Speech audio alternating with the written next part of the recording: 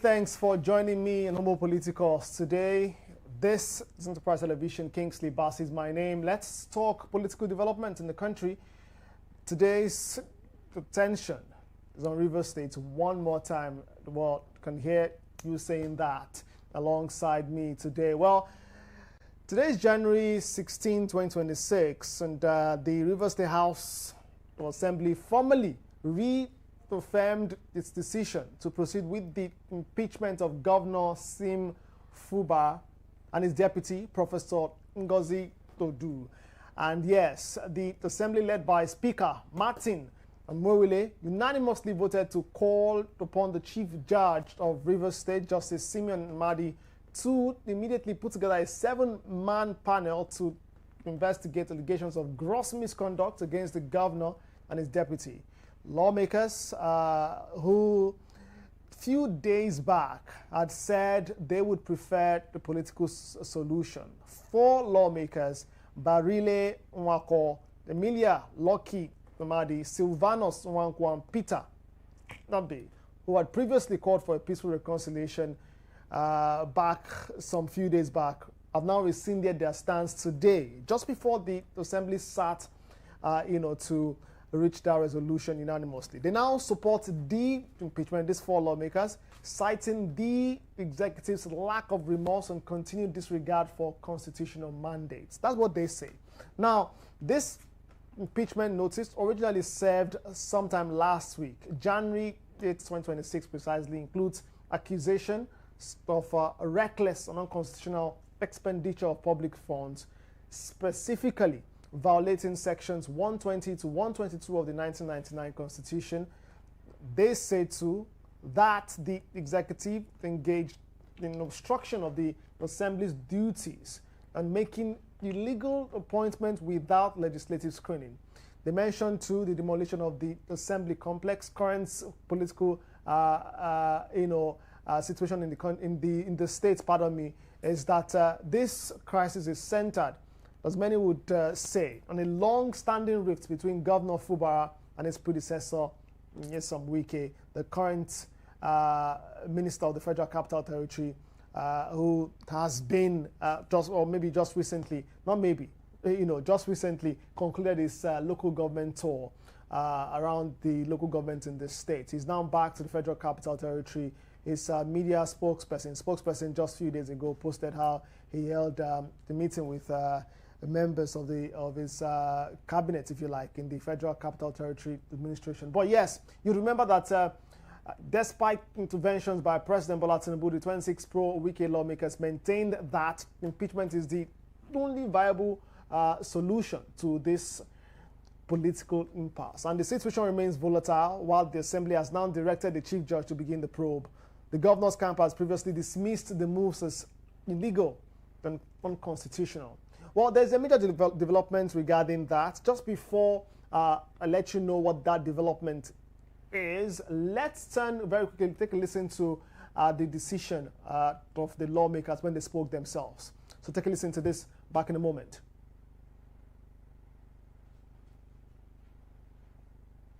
To once again halt the impeachment process against the governor and the deputy governor.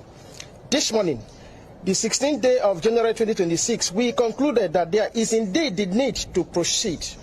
This is a decision of all of us, including members who had the opportunity to address the media a few days ago and those who had already decided not to proceed. But, ladies and gentlemen, we members of the 10th Rivers State House of Assembly agreed to of the Rivers State House of Assembly, led by the Deputy Speaker, there addressing the press earlier today about the situation. But some minutes back, reports reaching the studio is the fact that the Rivers State High Court, sitting in the local government, has stepped into this escalating political crisis in the state, and the court has now issued an interim injunction that temporarily halts further action on the impeachment process against Governor Siminalayi Fubara and his deputy, Professor Ngozi Odu. In a ruling delivered in Port Harcourt, the court restrained the Speaker of the Rivers State House of Assembly, Martin Amorile, alongside 32 other defendants, including the clerk of the House and the Chief Judge of Rivers State, from stepping or more like taking steps to advance the impeachment process. Specifically, the order barred the chief judge, Justice Simon Chibu-Zomadi, from receiving, forwarding, considering, or acting on any request, resolution, or impeachment-related documents from the Assembly for the purpose of constituting an investigative panel pending the determination of the matter. And this injunction is to subsist for 7 days. And that's that regarding that. The order was granted by Justice Florence Fubara following the hearing of a motion ex parte filed separately by Governor Fubara and his deputy today. All right, so there you go. By the way, the court also granted the claimant leave to serve the interim order and other originating processes on the 1st to the 31st defendants by pasting them at the gate of the River State House of Assembly quarters. And the court also directed that the chief judge, listed as a 32nd defendant, be served through any staff of the judiciary at his chambers within the court premises. And Justice Fubara thereafter adjourned the matter to January 23 for hearing of the motion on notice as a legal battle over the impeachment move shifts from the political arena now to the courtroom. I'm joined now by constitutional lawyer Evans Ufeli. He joins me virtually for this conversation today as we look at this political situation in Rivers State. Many thanks for joining me today. Thank you. Appreciate your time on Homo Politicos. Now, well, new twists to this. The lawmakers returned. They had promised to reconvene yesterday from last Thursday when they first initiated the process. They promised to return yesterday. As a matter of fact, that this morning we're talking about this silence from the assembly, and just while the Nigerians were saying, oh, have they gone back to their shells? I haven't seen four lawmakers, pull back from the process. But they, all of a sudden, to address the media and say they would proceed with that, and they gave the order to the chief judge to proceed. I'd like to get your thoughts on this matter. This impeachment, do you think this is truly about constitutional accountability by the lawmakers, or has this become the final battleground in this long-running Fubara Wike political feud? And I mean, what proof, what evidence is available that shows due process that's been followed here over political loyalty? Well, the lawmakers believe that they are doing the right thing by coming up with grounds for impeachment, which is called gross misconduct, one of which is the issue of the budget and spending out of the budget, and so many allegations that they have put forth. Okay, so they believe that the right thing to do is to proceed with the process of impeachment. But when you look at it now, the whole scenario has changed because Fubara is now in court and has gotten an order to restrain them from continuing the process. Okay, I know there are people who will argue that in that section 188 of the 1999 Constitution, there's a provision there that the court should not interfere. Okay, when there's an issue of impeachment, they still is going in. But that is neither here nor there, because any order that is made by the court must first of all be obeyed before it is challenged. So as far as the court has given an order ex parte, whatever it is in the law, the defendant must obey the order first by halting the proceeding. Okay. Then when they are finally put on notice, they will now file their counter affidavit, okay, to the motion on notice, and then go and argue the law that says the court cannot stop them. But as for now, every order made by a law court that is substituted must be obeyed, whether such order is wrong or right. In fact, under the law, no order of court is wrong or right, except another court of law of higher jurisdiction, says so. Okay, so once you approach the court, the law is that once you have an issue, okay, you cannot take the law into your hand. You cannot go to the State House to send all the lawmakers away, or to stop them, or to arrest them from carrying out their function. What you can do as in civil society is to approach the court. And now Fubara and his team have approached the court, and they have an order of court. So that order of court subsists. No matter the argument you bring against it, it subsists until you have the opportunity of being served, and then you respond to the protest. Then the court will look at whether your argument also dispels, or whether your argument, the court will agree whether there is a decision or for it to have acted or not. So the days to come will show us, because they have gotten to a stage already where they need to come up with the panel that will investigate the allegation. That is the stage where they are now. Okay, but unfortunately, the court is now saying, by the order of this honorable court, you must restrain from constituting that panel, or the panel must restrain itself from carrying out any investigation pending the examination of the suit. So you cannot have a case in court on the same matter, and then you have a parallel panel on it. As a matter of fact, the court did order that the chief judge not bother, working on any directive from the lawmakers to put together the 7-man panel. And this order is to subsist for 7 days. By January 23, the court is to sit to listen to or to decide even further on this matter. But let's, turn to the political side of things. Some persons, we saw for some days ago 4 lawmakers in pairs, 2 male, 2 female, speak with the media saying, all right, they believe that, yes, the governor has maybe misstepped, but they believe in a political solution to the matter. It was shocking to see them today rescind those comments and say their decision was done in good faith, but that the governor has since not shown remorse, according to them. So how credible do you think this is this assembly's sudden unity, especially after those lawmakers reversed their earlier call for reconciliation? Do you think this U-turn strengthens or weakens public trust in the impeachment process? Yeah, you see, the impeachment process has never been credible.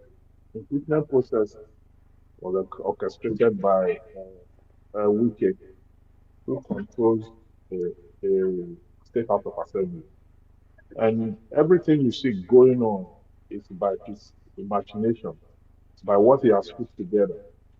Okay, so, and whatever it is they are doing it because of their layout. Remember, Wike has told them at the inception, bought forms for all of them, sponsor all of them. So they appear to be loyal to him and subservient to him. Okay, and Wike has entered an agreement with Fubara that is not going to return second time. Okay, when he was impeached before his recall. Okay, so when you look at it, it is what Wike is pushing for, making sure that this man goes down politically. That's what is going on now. But you can only be as strong as the law permits you to be. And that is why it's approaching the court. I also know that there are people who will argue that there's a provision of the Constitution that says that if you are determining the tenureship or otherwise of a state house member, that of a governor, that of a president, and that of whosoever, that the right court to go is the Federal High Court and not the State High Court, that the State High Court have no jurisdiction. I know that argument is in the Constitution too, but that argument is only valid to the extent that the substituting order of court must be obeyed first. And that is, everybody must halt proceedings within 7 days. Okay? And within that 7 days, the motion of notice itself will be heard. Okay, so if the court declines jurisdiction, then Fubara can proceed to the Federal High Court and continue his case. As far as I am concerned, we all know the truth, but many persons do not want to admit the truth. Okay, and the truth is that godfatherism is holding sway in River State and in Nigeria at large. Okay, and that is what is causing all these disputes. That one man who have led the state before, who is supposed to be working for the growth of the state, as the one who should be a statesman, have decided that no, nobody will have authority and control of the state after him. He forgets that before him we were government, before him we were head of state, even both military and the rest of that. And there comes a time when you need to relinquish authority and look at the future. But we have refused to do that. So because of that, River State is full of River State. Democracy and the rule of law is suffering. And unfortunately, we now have a state house of assembly that have no mind of its own. That also puts the house under intense pressure and the state under intense pressure. So what is happening in River State is just by it's self-inflicted. Wike should learn how to give up issues when they become overreaching as Barbieri. Well, let's turn to some legal implications. So the Chief Judge of Rivers State decides to proceed with the probe, decides to put together this 7-man panel despite this order of court and claims from the governor's council that the process is not constitutional. Do you think this could, escalate into even further judicial and constitutional crisis in Rivers State? No chief judge can do that because such a chief judge was sanctioned by the NJC. When a court, we're talking about the judiciary versus the judiciary now, that's what you are raising. You understand? When a court has given an order under the law, that order must first of all be obeyed before any other thing. Even if you are saying a court does not have jurisdiction to hear a particular matter, the court must first of all assume jurisdiction to determine whether it has jurisdiction or not. The first thing the court must do is to assume jurisdiction. And it is when it assumes jurisdiction, it cannot hear what is brought before it to determine truly by law whether it has jurisdiction or not. The court cannot say it has jurisdiction or not without hearing the matter, even if it knows that it has or not. It must hear the matter and make a public pronouncement on it. Okay? So no chief judge can do that thing you are saying. That chief judge will be sanctioned by the NJC. He will go through intense disciplinary measures. Okay, sanctioning judges is not a state function. It's a judicial function. That one is beyond Wike or whoever is controlling and influencing them. It is that judge versus the NJC. Okay? And so no judge can do that. There's already an order, another expert. He must wait for the next 7 days for the court to determine the case. Yeah, you did mention some governance consequences, that the Rivers State people are currently bearing the brunt of this, political impasse in the state. You talked about the fact that the rule of law is suffering in the state. But let's talk about possible political escalation. You've addressed the possible judicial escalation, saying that cannot happen.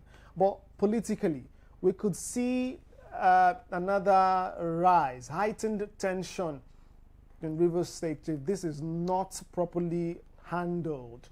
As a matter of fact, if you listen closely to the lawmakers while addressing the press, the majority leader of the House, Jack, did talk about the fact that he, after introducing himself, he did mention the fact that he's a jaw man. Another lawmaker, in fact, several lawmakers, came forward, stepping forward, saying they are true sons or daughters of Ijo, and so making it sound like this as there is no ethnic coloration to this. And so say that to say that there is a possibility that this would take a different turn politically and that tension could rise from both camps. What word do you have for both the camp of the lawmakers and the governor as well as his deputy? And then there is the former governor, Minister Nyesom Wike, in the picture too. What do you have to say regarding this? Could we see another situation where there would be the tax and the rest? That's not what we're hoping for. But do you sense that it could get there, heighten political tension in the state? Yes, it will escalate. Rivers State is very volatile. It will escalate into possible violence very soon. I predicted this a long time ago that the peace has not returned after the state of emergency declaration. Okay? If I were a lawmaker in Rivers State, like Pontus Pilate, I will wash my hands off this impeachment process. Yeah, because it is ill-conceived. It is not it's not from the place of law. It's not genuine. It's from a place of witch hunting.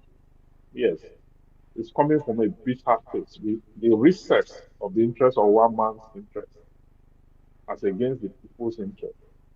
And if we allow that individual interest to overshadow the general public interest, then it will mean that we're undermining democracy. Because democracy is supposed to be good for the good of all. And if anything is done, directly or indirectly, that speaks otherwise, that thing must not be supported. It must not be, supported by the people, lawmakers, or whosoever, or the judiciary and the system itself. So one of the ways through which we can reclaim the rule of law is by subjecting, every action and inaction of our leaders to the prompting of the law and to ensure that they go according to the dictates of law and not otherwise. So if a man has a personal interest or personal vendetta, he should go and settle it with the person under reference and not to use it to soil the rule of law and governance that will generally affect a wider spectrum of the human persons in society. Just before we go, halfway through 2026, by June, political parties would have settled for their candidates for several positions. What role do you think the All Progressives Congress would play in the grand scheme now? Many have said that the governor ran to that party alongside his deputy to seek protection, the type he said he didn't get with the People's Democratic Party. Do you think he can get that, protection that he seeks politically from this, if you like, this tension, this war, that political war, so to be clear, from his the predecessor? APC in Rivers State have made a statement supporting Fubara. You understand? The party can only support him to the extent at which they have accepted him as one of them. But the ultimate protection will come from the courts, okay? That must sit and must determine that matter without bias, okay? So he will get the necessary support he needs because the people are tired of this kind of back and forth since he assumed office. First of all, Wike didn't even allow him to appoint commissioners. Wike appointed virtually all the commissioners and just wanted him to be redundant. And you can't do that to anyone. What Wike is doing to Fubara, Wike will not take it from anybody. He will not. Okay, and so I'm happy that the court have stepped in and has made an order. I am happy that Fubara got the best legal advice.